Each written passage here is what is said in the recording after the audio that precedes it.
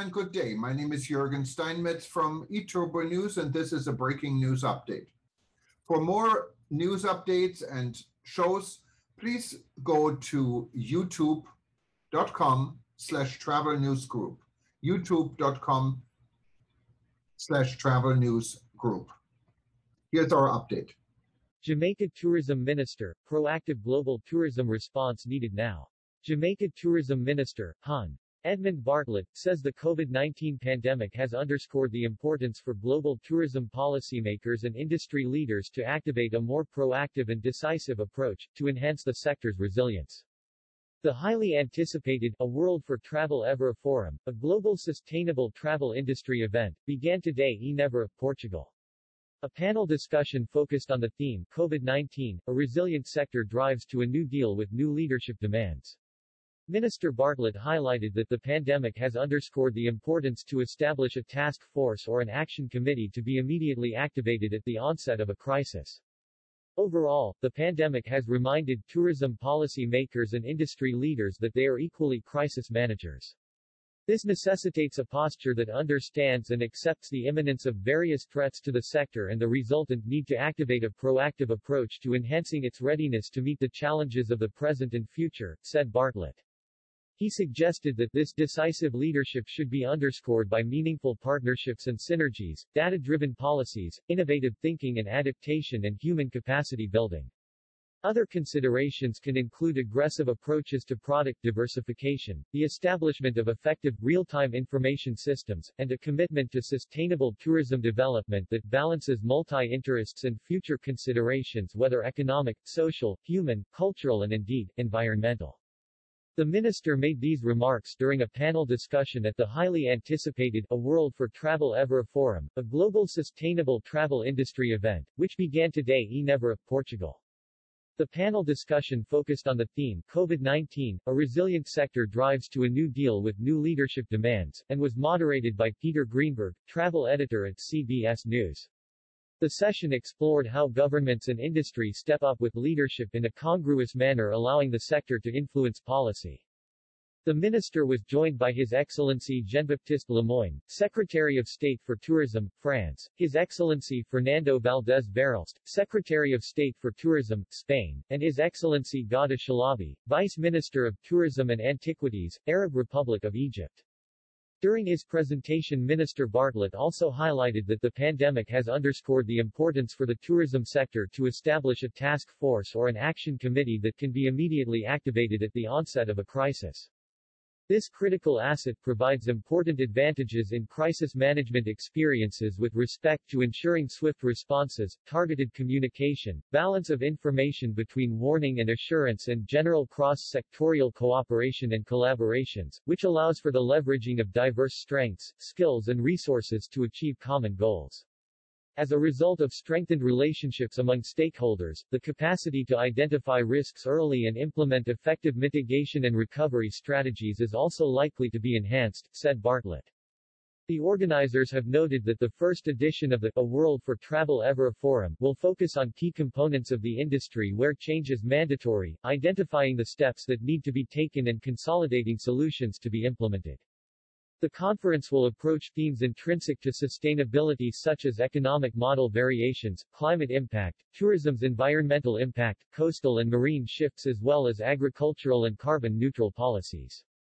Jamaica Tourism Minister Bartlett. Hon. Edmund Bartlett's comments in full. The enormous macroeconomic impact of the tourism industry in the Caribbean justifies its designation as one of the industries in the region that is now considered too big to fail. The WTTC has estimated that the tourism economy is about 2.5 times larger than the tourist sector in the Caribbean. Overall, the indirect and induced contributions of tourism to economic output in the Caribbean is estimated to be 3 times the world average and considerably higher than those of other regions. This data recognizes that tourism produces a multiplier effect through its many backward linkages with sectors including agriculture, food, beverages, construction, transport, creative industry, and other services. The tourism contributes 14.1% of total GDP, equivalent to $58.4 billion and 15.4% of total employment. In Jamaica, the total contribution of the sector pre-COVID-19 was measured at 653 billion Jamaican dollars or 28.2% of total GDP and 365,000 jobs or 29% of total employment. For the undiversified, tourism-dependent economies of the Caribbean, fast recovery from the current tourism crisis induced by the pandemic is indeed germane to regional macroeconomic stability. Thus, during this period of prolonged downturn and uncertainty, there has been a clear need for greater sharing of the risks and responsibilities associated with the management of the pandemic as well as the task of identifying and monitoring mitigation, resilience and recovery strategies, among all stakeholders inclusive of policymakers, industry leaders, hoteliers, cruise interests, communities, small businesses, tourism workers, health authorities, law enforcement etc. Indeed, of all the success factors that have been crucial to ensuring the survival and resilience of the tourism sector during this dark period, leadership and social capital have ranked highly. In the context of Jamaica, due to a combination of swift action, proactive leadership, effective communication and innovative thinking, we were able to quickly adapt and implement new health and safety protocols that guided the sector's management of the pandemic in accordance with globally accepted standards. We also actively engaging all our stakeholders, travel agencies, cruise lines, hoteliers, booking agencies, marketing agencies, airlines etc. WTO, CTO, CHTA etc. This was critical in ensuring that we continued to gain the confidence of the international community that the country was taking all the steps necessary to remain a safe and secure destination for all visitors.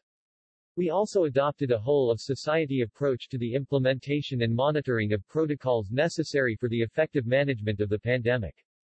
For example, our 5-point plan for the recovery of the tourism sector, which includes developing robust health and safety protocols, increased training for all segments of the tourism sector, building safety and security infrastructure, and acquiring PPE and hygiene tools was designed and implemented based on a public-private sector partnership consisting of key stakeholders from the tourism sector, the Ministry of Tourism, and agencies of the ministry. Overall, the pandemic has reminded tourism policy makers and industry leaders that they are equally crisis managers. This necessitates a posture that understands and accepts the imminence of various threats to the sector and the resultant need to activate a proactive approach to enhancing its readiness to meet the challenges of the present and future. Therefore, the whole notion of crisis management has and will continue to require proactive, decisive leadership underscored by meaningful partnerships and synergies, data-driven policies, innovative thinking and adaptation, human capacity building, aggressive approach.